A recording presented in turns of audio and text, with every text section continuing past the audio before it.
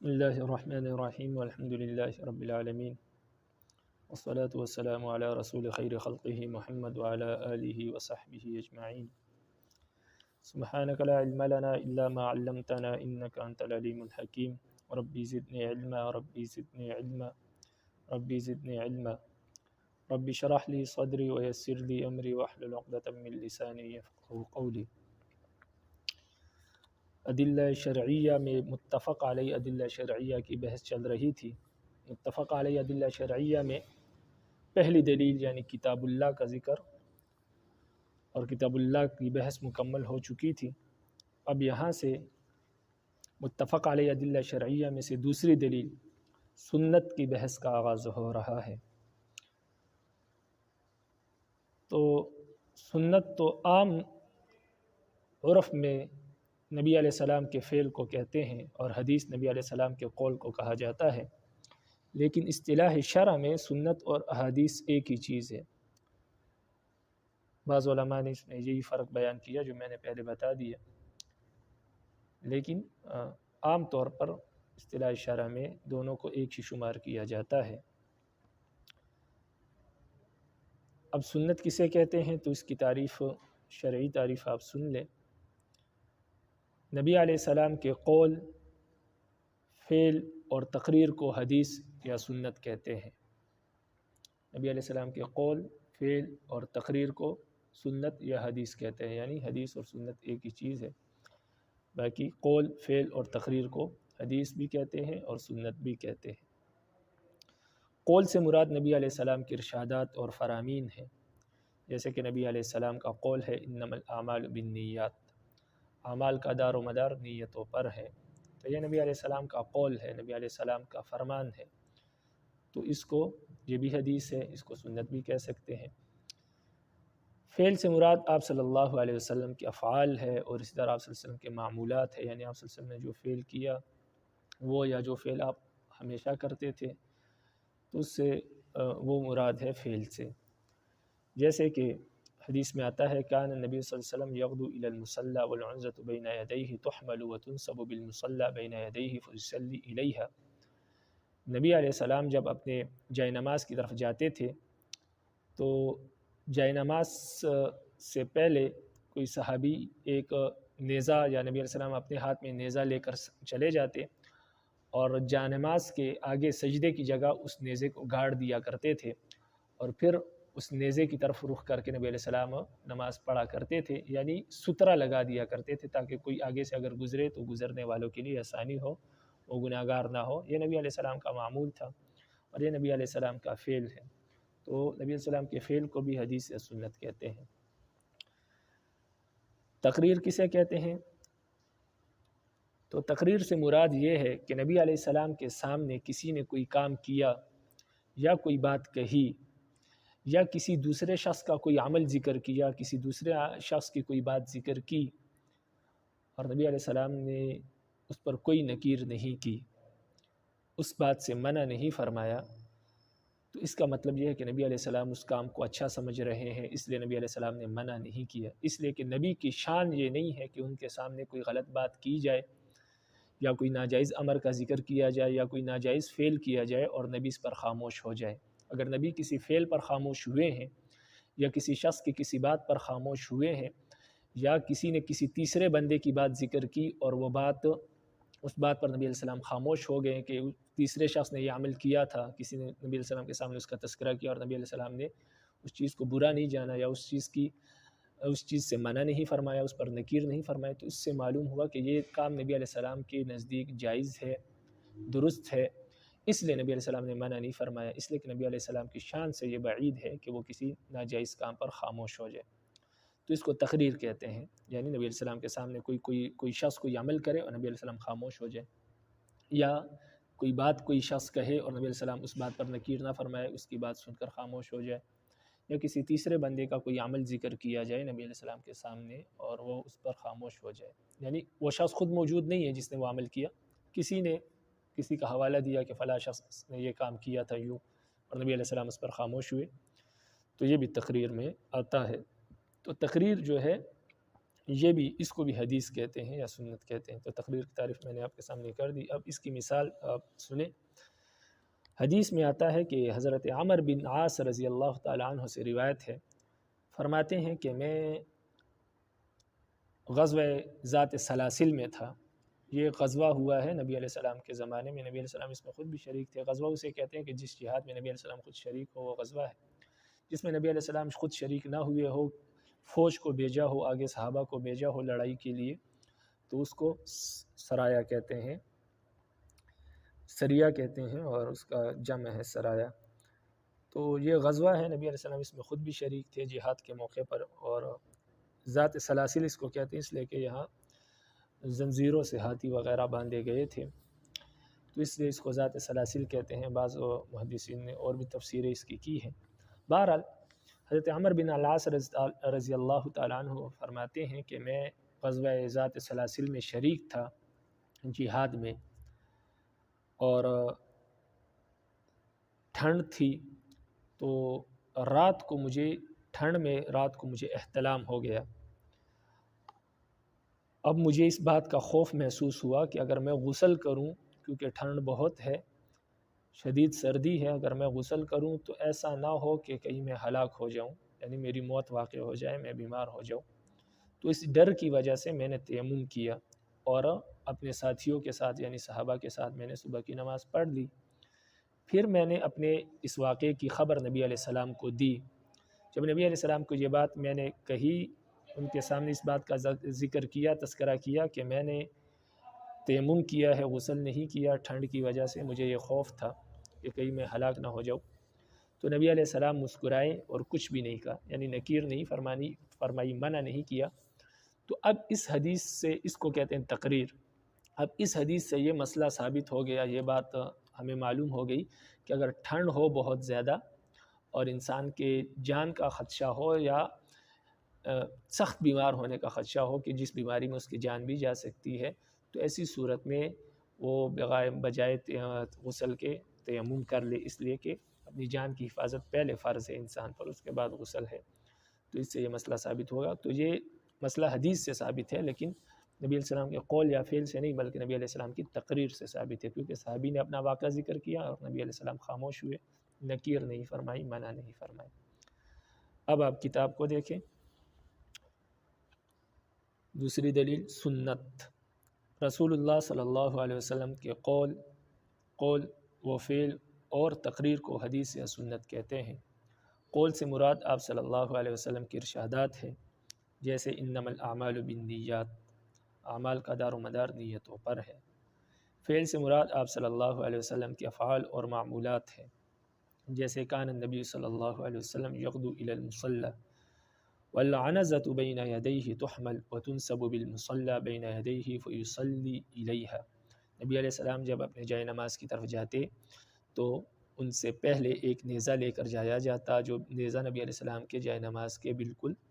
سیدھ میں کھڑا کر دیا جاتا تھا، کاٹ دیا جاتا تھا، اور نبی علیہ السلام اس نیزے کی طرف رخ کر کے نماز پڑھا کرتے تھے، یعنی اس کو سترا بناتے تھے۔ تقریر سے مراد یہ ہے کہ آپ صلی اللہ علیہ وسلم کے سامنے کسی اور نے کوئی بات کہی یا کوئی عمل کیا، یا کسی کا عمل آپ صلی اللہ علیہ وسلم کے سامنے نقل کیا گیا اور آپ صلی اللہ علیہ وسلم نے اس پر نکیر نہیں فرمائی۔ جیسے حضرت عمر بن عاص رضی اللہ تعالیٰ عنہ سے روایت ہے، فرماتے ہیں احتلمت فی لیلۃ باردۃ، میں ایک ٹھنڈی رات میں مجھے احتلام ہوا، وانا فی غزوۃ ذات السلاسل، اور میں اس وقت غزوہ ذات سلاسل میں تھا، فاشفقت ان اغتسلت ان اہلک،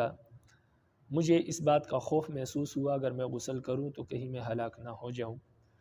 فتیممت، تو اسی وجہ سے میں نے تیمم کیا، ثم صلیت باصحابی، پھر میں نے اپنے ساتھیوں کے ساتھ نماز پڑھی، ثم اخبرت النبی صلی اللہ علیہ وسلم، پھر میں نے نبی علیہ السلام کو اس واقعے کی خبر دی، ان کو بتایا، فضحک، نبی علیہ السلام مسکرائے، ولم یقل شیئا، اور نبی علیہ السلام نے کچھ بھی نہیں کہا، یعنی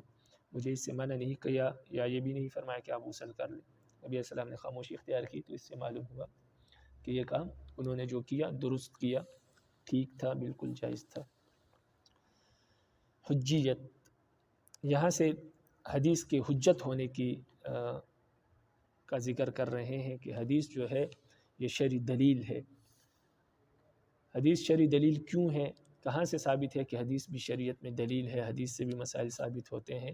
اور حدیث میں جو بات آ جائے اس پر عمل کرنا ضروری ہوگا۔ تو یہ کہاں سے ثابت ہے کہ حدیث حجت ہے؟ تو اس کا ذکر کر رہے ہیں، فرماتے ہیں کہ تمام مجتہدین کے اس پر اتفاق ہے کہ نبی علیہ السلام کی جو حدیث ہے یا سنت ہے وہ حجت ہے، اس کے مطابق عمل کرنا، اس کی اطاعت کرنا، نبی علیہ السلام کے حکم کی اطاعت کرنا یہ امت پر ضروری ہے، تو یہ حجت ہے۔ دوسرا ایک تو یہ ہے کہ مجتہدین کے اس پر اتفاق ہے کہ حدیث حجت ہے۔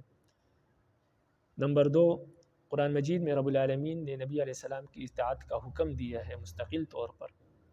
اور فرمایا وَأَطِيعُوا اللَّهَ وَأَطِيعُوا الرَّسُولَ، اللہ کی اطاعت کرو اور اللہ کے رسول کی اطاعت کرو۔ اب اللہ کے رسول کی اطاعت کیسے کریں؟ تو لازمی بات ہے نبی علیہ السلام کی جو احادیث ہے اس میں نبی علیہ السلام کے اقوال موجود ہے، افعال موجود ہے، تقاریر موجود ہے، تو ان احادیث کو پڑھ کر اس میں نبی علیہ السلام کے جو افعال اور اقوال اور تقاریر ملتے ہیں اس کی اطاعت کرے، اس کی اتباع کرے، یہ نبی کی اطاعت ہے۔ اسی طرح دوسری آیت میں نبی رب العالمین نے فرمایا کہ وَمَن يُطِعِ اللَّهَ وَمَن يُطِعِ الرَّسُولَ فَقَدْ أَطَاعَ اللَّهَ، جس نے رسول کی اطاعت کی اس نے اللہ کی اطاعت کی۔ تو اس آیت میں رب العالمین نے نبی علیہ السلام کی اطاعت کو خود اپنی اطاعت قرار دیا ہے۔ اس سے معلوم ہوا کہ جس طرح اللہ کی اطاعت کرنا یعنی کلام اللہ شریف کی اطاعت کرنا، کیونکہ اللہ کی اطاعت بھی ہم اسی طرح کر سکتے ہیں کہ اللہ کے کلام کو پڑھیں، اس میں جو احکامات ہیں اس کی اطاعت کریں۔ اسی طرح نبی علیہ السلام کی اطاعت بھی مسلمانوں پر ضروری ہے، جس طرح اللہ کی اطاعت ضروری ہے۔ تو اللہ کی اطاعت جس طرح کلام اللہ سے ہوتی ہے، اس طرح نبی علیہ السلام کی اطاعت بھی ضروری ہے، اور نبی علیہ السلام کی اطاعت جو ہے وہ حدیث سے ہوتی ہے، کیونکہ بظاہر تو ہم نبی علیہ السلام کا زمانہ موجود نہیں ہے کہ ہم نبی علیہ السلام کو دیکھیں، تو اس لیے نبی علیہ السلام کی اطاعت جو ہے وہ حدیث پر عمل کرنے سے ہی ہوگی۔ تو ان دو آیات سے اور مجتہدین کے اتفاق سے یہ بات معلوم ہو گئی کہ حدیث حجت ہے، اور تمام صحابہ کرام اور فقہا کے اس پر اتفاق ہے کہ نبی علیہ السلام کی اتباع واجب ہے۔ لہٰذا جن لوگوں نے حدیث کی حجت ہونے کا انکار کیا ہے تو یہ محض گمراہی کی بنا پر کیا ہے، یہ گمراہی ہے۔ اور خود نبی علیہ السلام نے اس بات کی خبر دی تھی کہ میری حدیث پر عمل کرنا اسی طرح ضروری ہے جس طرح کلام اللہ پر عمل کرنا ضروری ہے، لیکن ساتھ یہ بھی فرمایا اور ان لوگوں کی مذمت بھی فرمائی کہ جو لوگ حدیث کو حجت نہیں مانتے، اور فرمایا کہ دیکھو آپ پر ایک ایسا زمانہ آنے والا ہے کہ آپ میں سے ایک شخص یعنی مسلمانوں میں سے ایک شخص اپنے چرپائی پر تکیہ لگائے بیٹھا ہوگا اور اس کے سامنے میری کوئی حدیث بیان کی جائے گی تو وہ کہے گا کہ ہمارے اور آپ کے درمیان جو اللہ کی کتاب ہے یعنی قرآن مجید وہ کافی ہے، اب ہمیں کسی دوسری چیز کی ضرورت نہیں ہے، لہٰذا قرآن مجید میں جو چیزیں حلال ہے وہ حلال ہے اور جو چیزیں حرام ہے وہ حرام ہے، تو وہ شخص ایسا کہے گا۔ تو نبی علیہ السلام نے فرمایا کہ سنو، اللہ کی نبی رب العالمین نے جس طرح چیزوں کو حرام قرار دیا ہے اور ان کی چیزیں جس طرح حرام ہے جو رب العالمین نے حرام قرار دی ہے، اس طرح اللہ کے رسول نے جو چیزیں یعنی میں نے جو چیزیں حرام قرار دی ہے وہ بھی اسی طرح حرام ہے جیسے اللہ کی حرام کردہ چیزیں ہیں، کیونکہ میں نے جن چیزوں کے حرام ہونے کی خبر دی وہ بھی اللہ کے حکم سے ہی دی ہے، تو لہٰذا دونوں کی حرمت برابر ہے۔ تو اگر ایسے لوگ آپ پاؤ تو ان لوگوں سے اپنے آپ کو بچانا۔ تو نبی علیہ السلام نے خود اس بات کی خبر دی کہ ایسے لوگ آنے والے ہیں جو حدیث کا انکار کریں گے، اور آج وہی زمانہ ہے کہ منکرین حدیث موجود ہے اور وہ صرف کلام اللہ کو کیا ہے دلیل مانتے ہیں اور حدیث کے منکر ہے، حدیث کے حجت ہونے کا وہ انکار کرتے ہیں۔ پھر ہم ان سے مختلف سوالات کرتے ہیں کہ نماز کی جو نماز کے جو رکعتیں ہیں، نماز کی جو تعداد ہے، 5 نمازوں کا جو ذکر ہے یہ تو قرآن مجید میں موجود نہیں ہے، تو لہٰذا یہ آپ کہاں سے ثابت کرتے ہیں؟ تو لا محالہ پھر ان کے پاس کوئی جواب نہیں ہوتا، تو پھر وہ نماز کو جو ہے وہ پڑھتے تو ہیں لیکن ان کے پاس اس کے ثابت کرنے کے لیے کوئی دلیل موجود نہیں، کیونکہ قرآن مجید میں اس کا ذکر نہیں، تو پھر ان کو مجبوراً حدیث کی طرف آنا پڑتا ہے، لیکن اس کے باوجود وہ حدیث کے منکر ہے۔ اس طرح اور بھی دیگر سوالات ہیں جو ان سے علماء کرتے ہیں، لیکن بہرحال نبی علیہ السلام کی یہ پیشن گوئی جو ہے وہ درست ثابت ہوئی، کیونکہ نبی علیہ السلام کی ہر بات سچی ہے۔ تو زمانے کے ساتھ نبی علیہ السلام کی پیشن گوئیاں جو ہے وہ واضح ہو رہی ہے، ظہور پذیر ہو رہی ہے۔ تو یہ فتنہ بھی جو ہے منکرین حدیث کا یہ بھی آج کل کے دور میں موجود ہے، اور برملا حدیث کا انکار کیا جاتا ہے۔ تو رب العالمین ہم سب کی سے حفاظت فرمائے۔ اب آپ کتاب کو دیکھیں، فرماتے ہیں حدیث کی حجت اور دلیل شرعی ہونے پر تمام ائمہ مجتہدین کے اتفاق ہے، اس لیے کہ اللہ نے رسول اللہ صلی اللہ علیہ وسلم کی اطاعت کا مستقل حکم دیا ہے، اور وہ یہ ہے کہ واطیع اللہ واطیع الرسول، اللہ کی اطاعت کرو اور اللہ کے رسول کی اطاعت کرو، اور رسول اللہ صلی اللہ علیہ وسلم کی اطاعت کو خود اللہ کی اطاعت قرار دیا ہے۔ وہ آیت یہ ہے من یطع اللہ من یطع الرسول فقد اطاع اللہ، سورہ نساء کی آیت نمبر 8 ہے۔ جس نے رسول کی اطاعت کی، یقیناً اس نے اللہ کی اطاعت کی۔ اتباع سنت کے واجب ہونے پر صحابہ کرام اور ائمہ فقہا کے اتفاق ہے، لہذا حدیث کی حجت ہونے کا انکار محض گمراہی ہے۔ خود رسول اللہ صلی اللہ علیہ وسلم سے ایسے لوگوں کی مذمت منقول ہے۔ آپ صلی اللہ علیہ وسلم نے فرمایا یوشک رجل منکم متکئا علی اریکتہ یحدث بحدیث من حدیث، قریب ہے کہ ایسا زمانہ آ جائے کہ تم میں سے ایک شخص تکیہ لگا کر بیٹھا ہوا ہو اور اس کے سامنے میری کوئی حدیث بیان کی جائے، فیقول، اور وہ کہنے لگے، وہ کہے گا کہ بیننا و بینکم کتاب اللہ، ہمارے اور آپ کے درمیان کتاب اللہ موجود ہے، فما وجدنا فیہ من حلال استحللناہ، لہٰذا ہم اس میں جس چیز کو حلال پائیں گے ہم اس کو حلال سمجھیں گے، وما وجدنا فیہ من حرام حرمناہ، اور جس چیز کو ہم اس کتاب میں حرام پائیں گے ہم اس کو حرام سمجھیں گے، یعنی اس کے ماں سوا کسی چیز کو ہم حلال یا حرام نہیں سمجھیں گے۔ تو یہ شخص، نبی علیہ السلام نے اس شخص کی بات ذکر کی اور آگے فرمایا کہ الا سنو وَإِنَّمَا حَرَّمَهُ رَسُولُ اللَّهِ مِثْلُ مَا حَرَّمَهُ اللَّهِ، اللہ کے رسول کی حرام کردہ چیزیں اسی طرح ہے جیسے کہ اللہ کی حرام کردہ چیزیں ہیں، یعنی دونوں برابر ہیں، کیونکہ نبی علیہ السلام نے بھی جو چیزیں حرام قرار دی ہے وہ بھی اللہ کے حکم سے حرام قرار دی ہے۔ تو لہٰذا اس شخص کی اس بات کا نبی علیہ السلام نے انکار کیا کہ ایسا زمانہ اگر آ جائے، ایسے لوگ موجود ہو آپ کے سامنے، تو ہرگز ان کی اس بات پر توجہ نہ دینا، کیونکہ میں نے جو چیزیں حرام قرار دی ہے وہ اسی طرح حرام ہے جیسے اللہ کی کتاب نے حرام قرار دی ہے، یا نبی علیہ السلام نے خود فرمایا کہ حدیث حجت ہے اسی طرح جیسے اللہ کا کلام حجت ہے۔ آگے فرماتے ہیں کہ سنت کی قسمیں بیان کر رہے ہیں، تو یہاں سنت کی 3 قسمیں بیان کریں گے۔ تو راویوں کی تعداد کے اعتبار سے حدیث کی 3 قسمیں ہیں، یعنی حدیث کہے یا سنت کہیں تو حدیث یا سنت کی راویوں کی تعداد کے لحاظ سے 3 قسمیں ہیں، یعنی حدیث کا راوی ایک ہے تو الگ قسم ہے، حدیث کے راوی 2 ہے یا 2 سے زیادہ ہیں تو وہ ایک الگ قسم ہے، اگر حدیث کے راوی بہت زیادہ ہے تو وہ حدیث کے الگ قسم ہے، اس کو الگ، ہر ایک قسم کو الگ نام سے تعبیر کیا جاتا ہے۔ تو سب سے پہلے جو حدیث کی 3 قسمیں ہیں ان میں سے پہلی قسم حدیث متواتر ہے۔ حدیث متواتر وہ حدیث ہے جس کو صحابہ کرام رضوان اللہ تعالی علیہم اجمعین کے دور سے اور ان کے زمانے سے لے کر ہمارے زمانے تک، یعنی آج تک اتنے لوگوں نے اس کو روایت کیا ہو کہ ان تمام لوگوں کا جھوٹ پر جمع ہونا ناممکن ہو، یعنی اتنے لوگ اس کے راوی ہو کہ وہ تمام لوگ جھوٹ پر اتفاق نہیں کر سکتے، جھوٹ پر جمع نہیں ہو سکتے۔ مثال کے طور پر ایک حدیث کو 100 صحابہ نے روایت کیا ہے، یا ہر زمانے میں 100، 1000، 1500 ایسے لوگوں نے روایت کیا ہو، تو اب یہ تمام لوگ جھوٹ پر ان کے اتفاق ممکن نہیں ہے، کیونکہ جھوٹ پر اتنے لوگ جمع نہیں ہو سکتے۔ ہاں 5-6 آدمی آپس میں مشورہ کر کے کسی بات پر جمع ہو سکتے ہیں کہ یہ ہم نے اس طرح جھوٹ بولنا ہے، جس طرح عام طور پر آج کل کے عدالتوں وغیرہ میں ہوتا ہے، عدالت وغیرہ میں مسائل میں اس طرح جھوٹ بولا جاتا ہے کہ کچھ لوگ جمع ہو جاتے ہیں اور ایک بات پر اتفاق کر لیتے ہیں۔ لیکن اگر 100 یا 1000 یا اتنے لوگ ہو اور پھر ان میں سے مزید یہ کہ کوئی مصر کا رہنے والا ہے، کوئی راوی شام کا رہنے والا ہے، کوئی راوی بر صغیر کا ہے، کوئی جزیرۃ العرب کا ہے، اس طرح مختلف علاقوں اور مختلف ممالک کے راوی ہیں، اور بعض راوی ایسے بھی ہیں کہ جن کی زندگی میں کبھی کسی دوسرے راوی سے، اس حدیث کے دوسرے راوی سے ملاقات نہیں ہوئی، اب ایک ہی حدیث کو ان تمام لوگوں نے روایت کیا ہے اور مختلف ممالک کے لوگ ہیں، اور ان میں سے بعض راوی ایسے ہیں کہ جن کا دوسرے سے زندگی میں کبھی ملاقات نہیں ہوئی، تو جب ملاقات ہی زندگی میں نہیں ہوئی اور ممالک الگ الگ ہے تو ان تمام لوگوں کا جھوٹ پر جمع ہونا ممکن ہی نہیں۔ تو اس سے یہ بات معلوم ہو گئی کہ یہ راوی جو یہ روایت کر رہا ہے یہ بالکل درست ہے، اس وجہ سے کہ جھوٹ پر سب جمع ہو نہیں سکتے، ممکن ہی نہیں ہے، اور خاص کر اس زمانے میں جب سہولیات بھی موجود نہیں تھی۔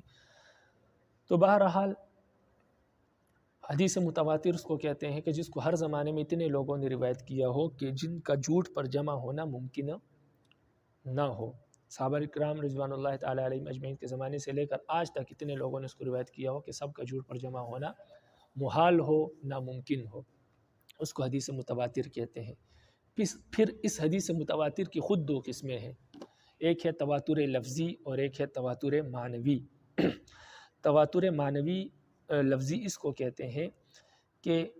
ایک ہی حدیث ہے، ایک ہی الفاظ ہے، ان الفاظ کے ساتھ اس ایک حدیث کو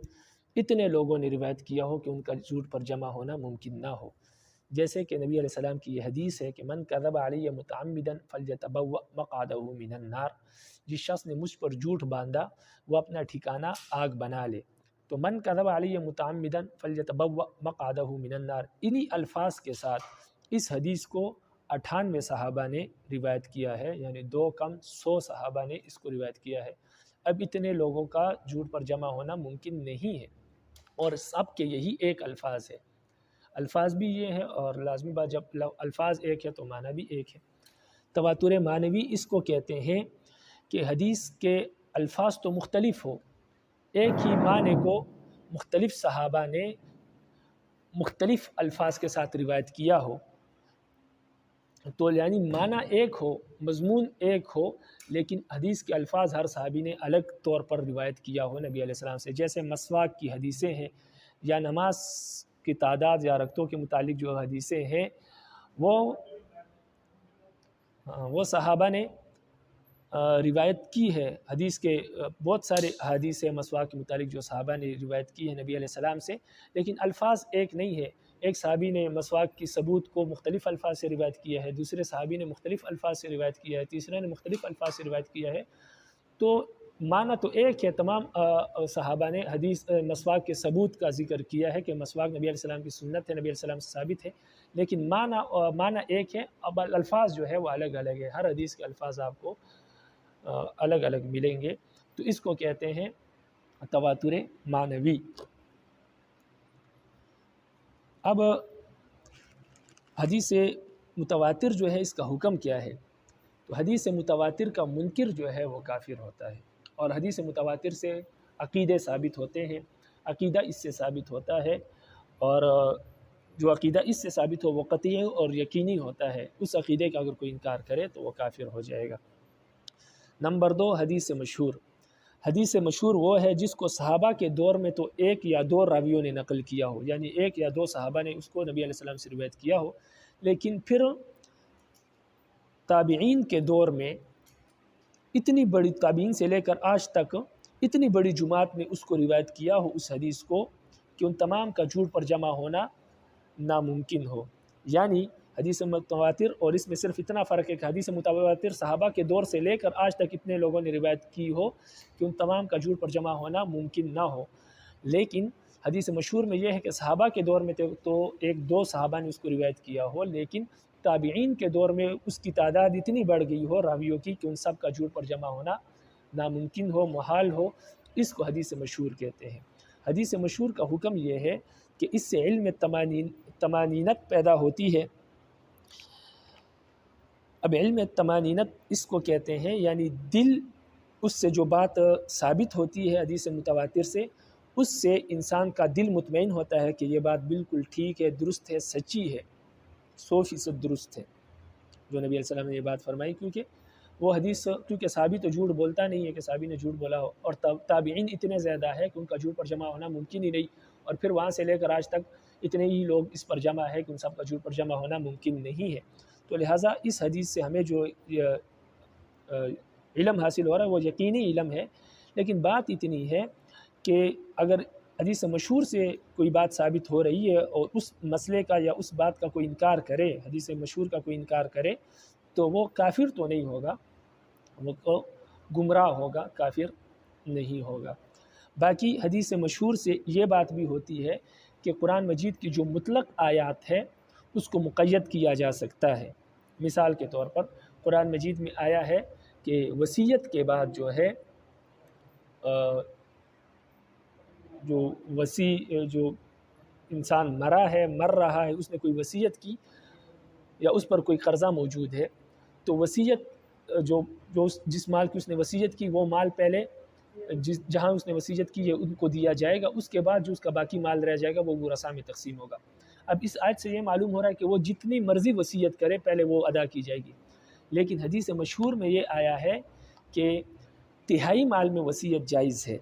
فالثلث والثلث کثیر، کہ تہائی مال میں وصیت جائز ہے اور تہائی مال جو ہے وہ زیادہ ہے، اس وجہ سے تہائی میں وصیت جائز ہے، تہائی میں زیادہ سے وصیت جائز نہیں۔ مثال کے طور پر ایک شخص مر رہا ہے، اس کے پاس 3 کروڑ ہے، اب اس نے وصیت کی کہ 2 کروڑ روپے فلاں جگہ پر یا فلاں شخص کو دے دیجیے جائے میری وصیت میں سے۔ اب قرآن کی آیت سے تو یہ معلوم ہو رہا ہے کہ اس کی یہ وصیت درست ہونی چاہیے، جائز ہونی چاہیے، لیکن حدیث یہ کہتی ہے کہ اس کی یہ وصیت صرف تہائی مال میں جاری ہوگی، یعنی 1 کروڑ میں تو اس کی وصیت درست ہے، 1 کروڑ وصیت میں دیا جائے گا، اس سے زیادہ نہیں دیا جائے گا۔ تو یہ قرآن کے اس حکم کو جو کہ مطلق تھا، بالکل عام تھا کہ پورے پر عمل کیا جائے، لیکن اس نے اس حکم کو قید کر دیا ایک جگہ پر کہ نہیں، مقید کر دیا کہ وصیت پوری کی پوری درست نہیں ہے، صرف تہائی مال میں یا تہائی مال سے کم میں جو وصیت ہے وہ جائز ہے، تہائی مال سے زیادہ میں وصیت جائز نہیں ہے۔ اسی طرح قرآن مجید کی آیت میں ہے یوصیکم اللہ فی اولادکم، اللہ آپ کو وصیت کرتے ہیں آپ کے اولاد کے بارے میں کہ جو اولاد ہے اس کو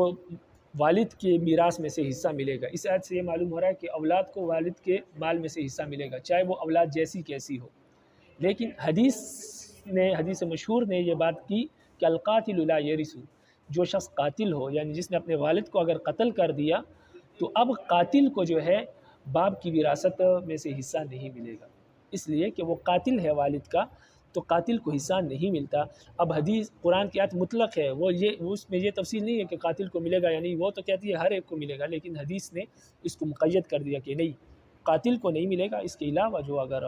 کوئی اولاد ہے جو والد کی قاتل نہیں ہے اس کے علاوہ کوئی حصہ ملے گا، قاتل کو حصہ نہیں ملے گا۔ تو حدیث مشہور کا یہ حکم ہے کہ علم طمانینت اس سے حاصل ہوتی ہے، اور نمبر 2 وہ وہ قرآن کے کسی مطلق حکم کو مقید کر سکتا ہے۔ خبر واحد کہتے ہیں اس حدیث کو جس کو صحابہ، تابعین اور تبع تابعین کے دور میں اتنے لوگوں نے روایت نہ کیا ہو جن کا جھوٹ پر جمع ہونا ناممکن ہو، بلکہ تھوڑے سے لوگوں نے روایت کیا ہو کہ جن کا جھوٹ پر جمع ہونا ممکن ہو، اتنے لوگوں نے روایت کیا ہو جن کا جھوٹ پر جمع ہونا ممکن ہو، تو اس کو خبر واحد کہتے ہیں، یعنی 1 2 یا 3 1 2 صحابہ نے، تابعین نے، تبع تابعین نے اس کو اس طرح روایت کیا ہو، کیونکہ تبع تابعین کے بعد تو پھر کتابیں وجود میں آ گئی، اس کے بعد روایت کا سلسلہ ہی ختم ہو گیا، تو صحابہ تابعین یا تبع تابعین میں 1 2 حضرات نے اس کو روایت کیا ہو، اس کو خبر واحد کہتے ہیں، اور اکثر حدیثیں اسی قسم کی ہے، یعنی خبر واحد ہے۔ اب خبر واحد سے تو مسئلہ ثابت ہوتا ہے لیکن عقیدہ ثابت نہیں ہوتا، مسائل خبر واحد سے ثابت ہوتے ہیں۔ البتہ بعض عقائد بھی ثابت ہوتے ہیں خبر واحد سے، لیکن وہ عقائد ظنی ہوتے ہیں، یعنی اس عقیدے کا اگر کوئی انکار کرے تو اس سے انسان کافر نہیں ہوتا۔ مثال کے طور پر حدیثوں میں جو جہنم کا تذکرہ اور اس طرح جنت کا تذکرہ آیا ہے کہ جنت ایسی ہوگی ایسی ہوگی، ایسی یہ چیزیں، یہ نعمتیں اس میں ہیں، تو یہ تمام حدیثیں خبر واحد سے ثابت ہے۔ اب کوئی شخص ان نعمتوں کا انکار کر دے یا جہنم کی کسی خاص وادی کا کسی خاص چیز کا انکار کر دے تو اسے وہ کافر نہیں ہوگا، کیونکہ یہ چیزیں خبر واحد سے ثابت ہے، خبر متواتر یا خبر مشہور سے نہیں ہے، تو یہ خبر واحد کا حکم ہے۔ ہاں مسائل اس سے ثابت ہوتے ہیں خبر واحد سے، تو لہٰذا مسئلے کا بھی کوئی انکار کرے تو کافر نہیں ہوتا، ہاں گمراہ اس کو تصور کیا جاتا ہے اس مسئلے میں۔ اب آپ کتاب کو دیکھیں، فرماتے ہیں سنت کی قسمیں، راویوں کی تعداد کے لحاظ سے حدیث کی 3 قسمیں ہیں، متواتر، مشہور، خبر واحد۔ متواتر وہ حدیث ہے جس کو صحابہ اکرام کے دور سے آج تک اتنی بڑی جماعت نقل کرتی آئی ہو جن کا عادتاً جھوٹ پر اتفاق کر لینا ممکن نہ ہو۔ تواتر کی دو قسمیں ہیں، تواتر لفظی، تواتر معنوی۔ تواتر لفظی یہ ہے کہ حدیث کے کسی متن کو ایسی جماعت روایت کرتی آئی ہو جس کا عادتاً جھوٹ پر اتفاق ممکن نہ ہو، جیسے من کذب علی متعمدا فلیتبوأ مقعدہ من النار، معنی اس کا گزر چکا کہ اس حدیث کو 98 صحابہ نے روایت کیا ہے، 98 نے، یا جیسے کہ مسح علی الخفین، موضوع پر مسح کرنے کی جو روایات ہے اس کو بھی بہت سارے صحابہ نے روایت کیا ہے۔ تو مسح علی الخفین کی روایت ہے کہ امام احمد سے منقول ہے کہ 40 صحابہ اس حدیث کے ناقل ہیں، یعنی 40 صحابہ نے اس کو روایت کیا ہے۔ تواتر معنوی یہ ہے کہ تعبیر میں اختلاف کے باوجود کسی خاص مضمون کو عہد صحابہ سے روات کی اتنی بڑی تعداد نقل کرتی آئی ہو کہ بظاہر ان کا جھوٹ پر اتفاق ممکن نہ ہو، جیسے حضور اکرم صلی اللہ علیہ وسلم سے مسواک کا ثبوت۔ اس قسم کی متواتر احادیث بہت ہے۔ متواتر حدیثیں قطعی الثبوت ہوتی ہے اور علم یقین کا فائدہ دیتی ہے، اور تواتر سے ثابت ہونے والے احکام کا مناسب تعویل کے بغیر انکار کرنے والا کافر ہو جاتا ہے۔ ہاں اگر کوئی تعویل کرے کہ نہیں اس کا یہ مطلب نہیں ہے، یہ مطلب ہے، تو پھر اس میں گنجائش ہے، لیکن بغیر تعویل کے انکار کرے تو کافر ہو جائے گا۔ نمبر 2، حدیث مشہور۔ حدیث مشہور وہ حدیث ہے جس کو صحابہ کرام رضوان اللہ تعالیٰ علیہم اجمعین کے دور میں ایک دو نے نقل کیا ہو، لیکن عہد تابعین میں اتنی بڑی جماعت اس کی ناقل ہو کہ عادتاً ان کا جھوٹ پر اتفاق کر لینا ناقابل تصور ہو، یعنی ناممکن ہو، جیسے انما الاعمال بالنیات، اعمال کا دار مدار نیتوں پر ہے۔ رسول اللہ صلی اللہ علیہ وسلم سے اس کے راوی صرف حضرت عمر رضی اللہ تعالیٰ عنہ ہے۔ حضرت عمر رضی اللہ تعالیٰ عنہ سے صرف حضرت علقمہ رضی اللہ رحمہ اللہ نے، اور حضرت علقمہ رحمہ اللہ سے بہت سے راویوں نے اس کو نقل کیا ہے،